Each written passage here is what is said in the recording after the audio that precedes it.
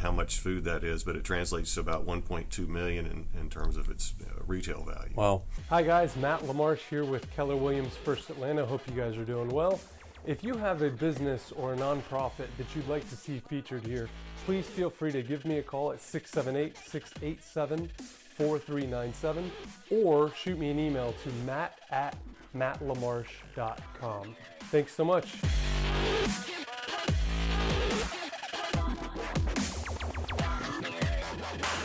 I am Cease Webster, and I'm a volunteer at the Community Assistance Center, and I'm also on the board starting last year for the first time. And we're sitting in the midst of the CAC thrift store. And this is where clients come to use their vouchers to get clothing, food items, furniture, but also for the local community to come as a retail Perfect. thrift store. Very good. And so who all does CAC serve, and what services do you guys provide for folks here in the community?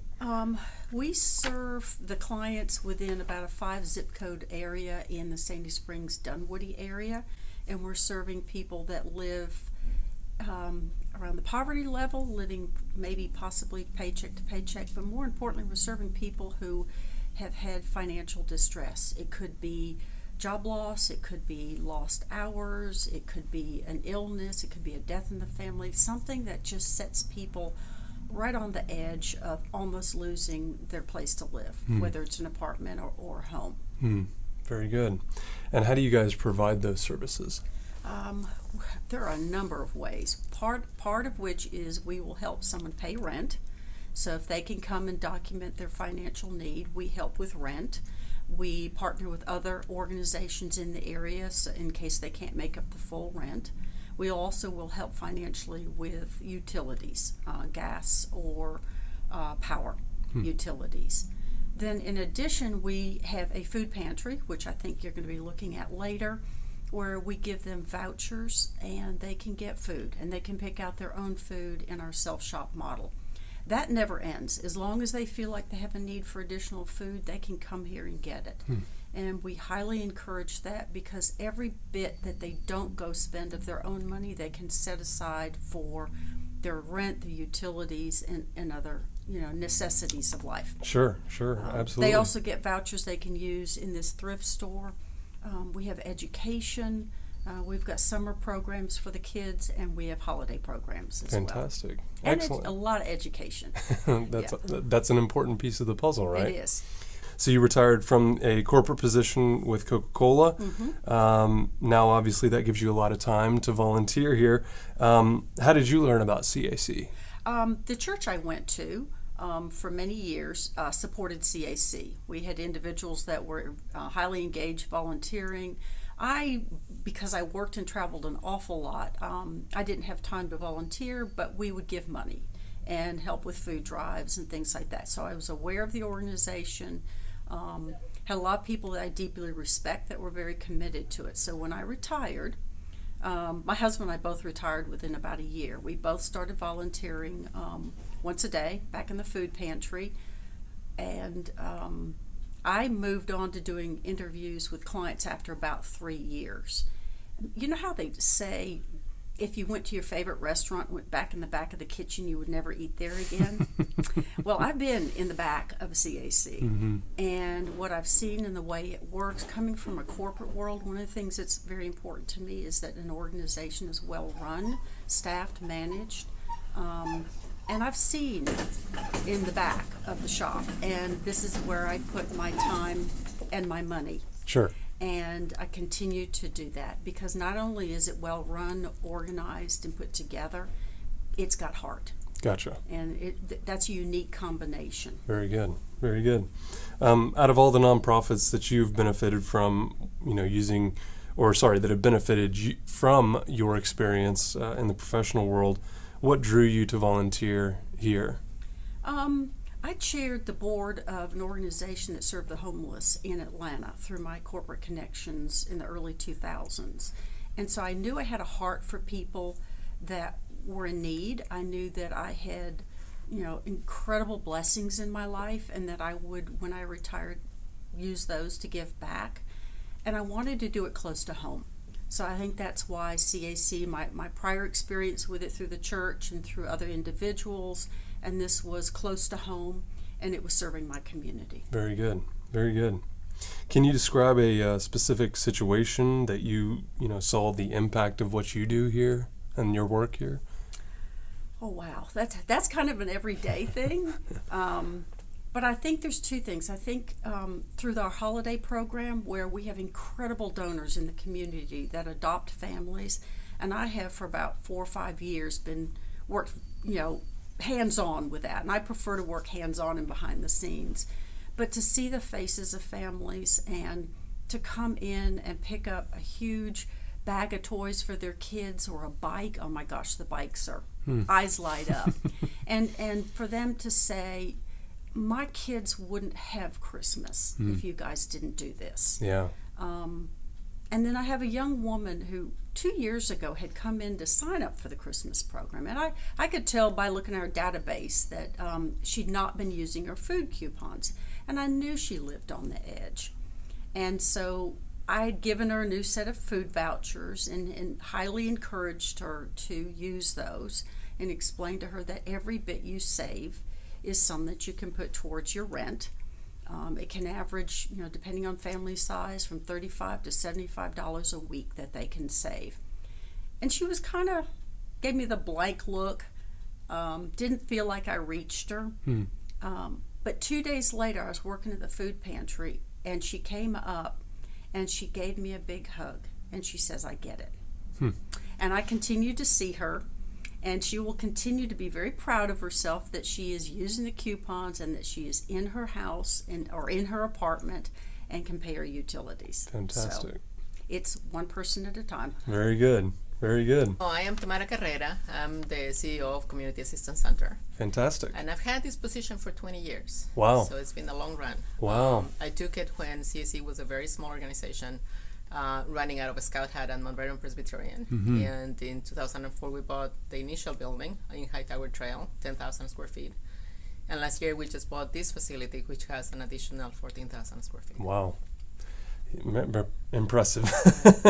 So, who exactly does CAC serve, and what services do you guys provide here? We serve mostly the low-income community.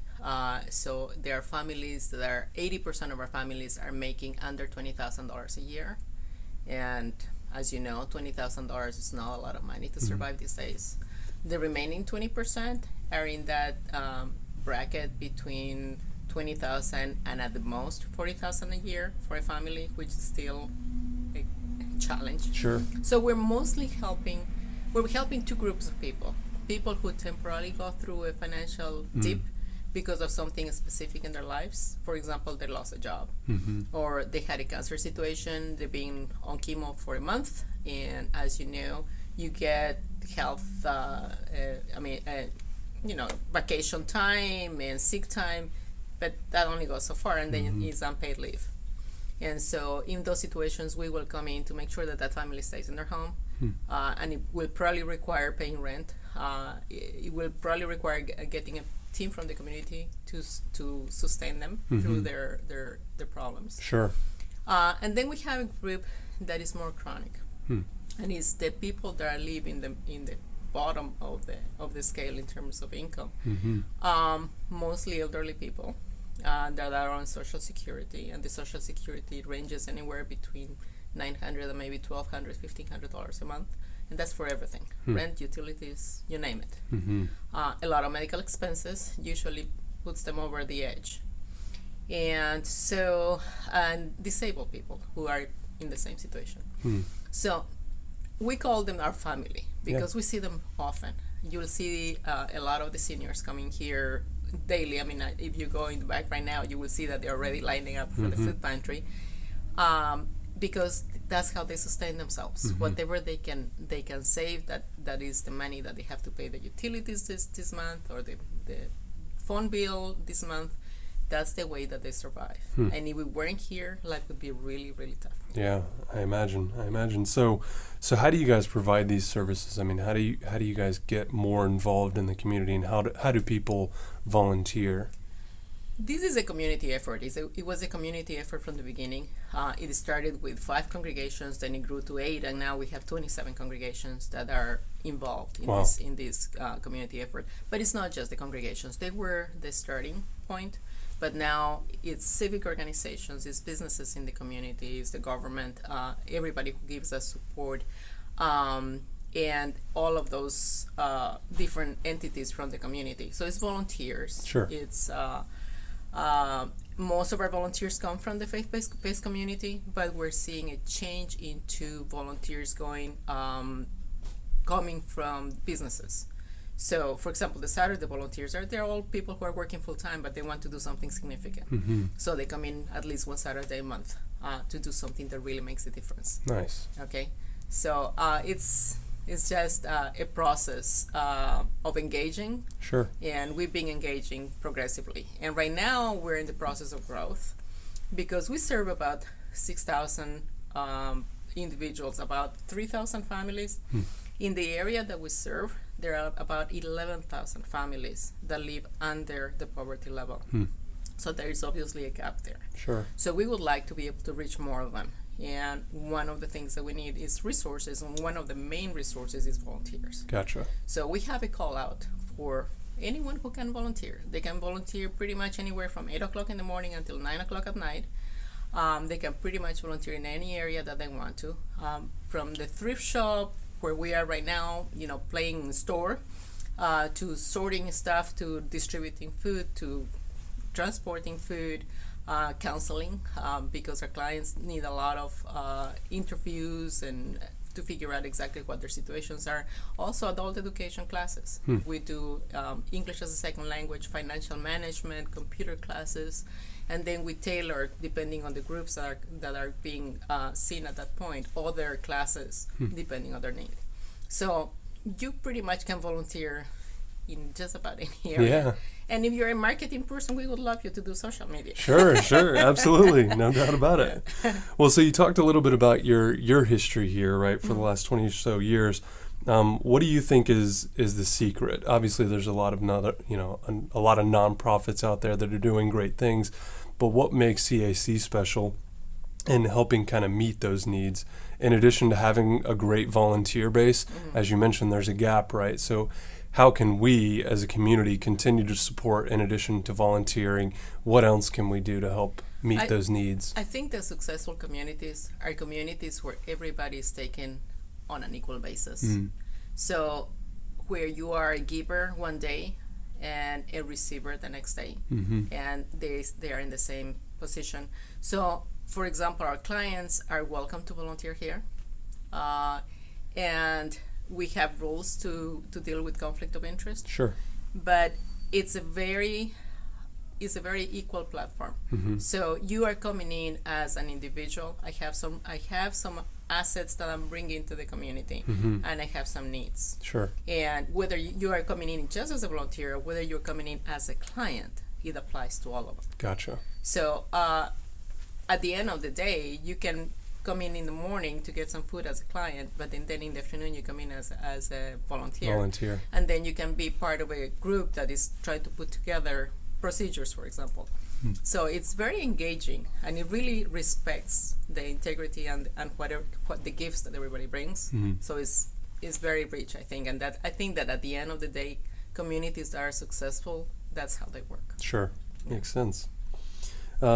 So what do you say to help people understand why some of our neighbors need help from time to time, or that can be a sticky situation, right? How do you approach that subject, or how do you engage with folks when they ask about what's going on here? I mean, the reality is that we have an economy where what is called the essential economy, all of those essential services that are really needed are paid very poorly. They're paid close to minimum wage, which is 7-something. And 7-something is not a sustainable income. And so most of the families that we help are working more than one job. They're really hardworking people. The issue is not being able to make enough money. I mean, even the Bible says that you will always have the poor among you. We're hoping that by working on projects that work on the self-sufficiency area, we can get more and more people to the level of sufficiency in terms of an income. But that's a slow process. Sure. That whole adult education, and we're going to be going into career development, is a process that will take years to develop, to engage, to graduate more people from the program. It's not inexpensive. It will have a big impact in the community. But the fact is that we need all those other services. Could we make a difference? Yes, if the minimum wage was higher. Sure. But at $7, you're just not going to make it. Yeah. So how would you say our community has changed by working together for the good of the people that live, work, and play here? I think the quality of life for everybody improves. From the practical end, we keep about 600 to 700 families from losing their home every year. I don't know if you've ever seen an eviction from an apartment complex, but if you're not there right when the eviction happens, basically all of your belongings get put on the street. And so you can imagine what this could look like in a city. It's not very welcoming. It's not very pretty. Okay. There are a lot of side effects of an eviction. It's a lot more expensive to get a family back on their feet. It's extremely diminishing to the person. The dignity of who you are gets violated in so many ways by an eviction. That is really hard to get people back to where they were before they started. Prevention is really the answer. So if we can prevent 99.9% of those ones, we won't be able to get everybody, sometimes because they just don't know that we're here, sometimes because they don't have enough resources, sometimes because they come too late and what the gap is way too far to reach.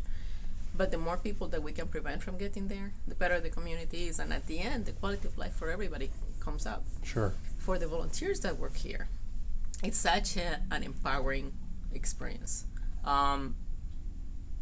Humans are built to be connected, and this is a connecting place. And it's a connecting place where it makes you feel good that you did something good today. Yes, you may hear a lot of really bad stories, and I remember when I started, I would go home and feel guilty. And then I said, I can't do that, okay? Because I can't solve every single problem, but you have to count your triumphs and count the blessings of what you could do, and that's what builds a community in a positive community. Perfect. Very good. How many people do you think CAC has assisted over the years? Since 1987, we have seen touched over 20,000 families. Wow. Whether they came in for rent or for utilities or for education or to have their taxes prepared, but there has been something that they have received from the community. Fantastic. So it's kind of daunting because you think 20,000 is a lot of people. 20,000 families, not 20,000 individuals, 20,000 families. But this community has grown enormously. I mean, when we started working, Dunwoody had about 14,000 people. Sandy Springs were more in the 50s. Both of them have grown enormously. And Dunwoody, I think, right now is between 50 and 60, and Sandy Springs is over 100,000 people. So the growth has been enormous, and obviously the number of people that have circled through this community has grown and changed over the years, and so have the needs and the blessings. Absolutely. Lots of good things and lots of challenging things happen. Absolutely. Very good. Thank you very much. Well, thank you. Great job. Why don't you tell us who you are and what you do at CAC here? Yeah. So my name is Bryant Mcdaniel, and I am a volunteer in the food pantry and part of Sandy Springs Christian Church that staffs the food pantry once a month on a Saturday, and been doing it about 10 years now. Fantastic. So, like in my situation, I had, like C said, you know, upon retirement, you got some time on your hands. You're looking for a way to, you know, get involved with your community, and our church, it just was kind of coincidental through its outreach programs, had been engaged with the CAC in some, you know, trying to explore what opportunities we might have to work together, and they knew there was a need on Saturdays. You know, they're already open on all the weekdays, but because people work, kids are in school, you know, they knew that there was an opportunity to do some more through Saturday work, and so we opened it up on Saturday about 10 years ago, and things have just evolved from there. I mean, it was one Saturday a month for I don't know, 2 or 3 years, then 2 Saturdays, and I think we're up to 3 Saturdays actually now.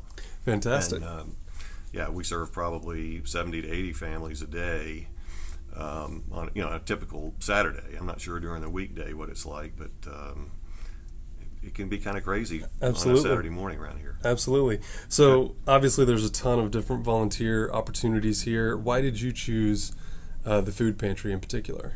I don't know that I chose it as much as it chose me, or whoever was kind of directing things at the time. Just asked people if they would step up and serve here or in the thrift shop or whatever, and so it was kind of like, would you do this? And I willingly stepped in. I had mentioned that been doing this for 10 years now, and we've seen a ton of change. And when we started, we used to fill the vouchers for the clients, and this has evolved now to a self-service model, and the clients really prefer that. But one of the real reasons, though, I guess, that I've stuck with Food Pantry is it's just such a great team to work with. I mean, the volunteers, everybody just rolls their sleeves up, goes to work. Everybody knows their role, but and then the professional staff here at the CAC too. There's a